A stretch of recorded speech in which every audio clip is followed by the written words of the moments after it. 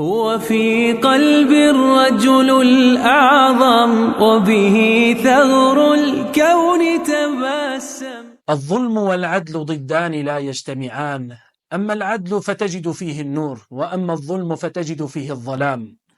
وهذه الأمة إذا لم يسر فيها العدل ولم يحضر إليها العدل فإنها ستبقى في هذا الظلام الذي تعيشه، في هذا القتل والتشريد والتهجير، في هذا الدمار الذي يحدث لأهلنا في غزة ولأهلنا في سوريا ولأهلنا في اليمن ولأهلنا في العراق.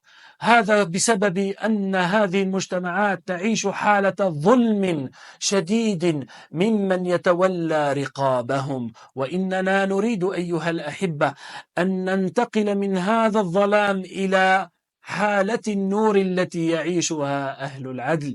فلذلك حبيبنا محمد صلى الله عليه وسلم يعلمنا في علمني يا رسول الله، يقول لنا: لا قدست أمة لا يأخذ الضعيف فيها حقه غير متعتع. وهذه الأمة إذا رأيتها تهاب أن تقول للظالم يا ظالم فقد تودع منها. نحن لا نريد الوداع، ولكن نريد الحياة، والحياة لا تكون إلا بالعدل، والعدل هو أساس الملك. فوداعا للظلم، وتعالوا بنا لنحيا حياة عادلة.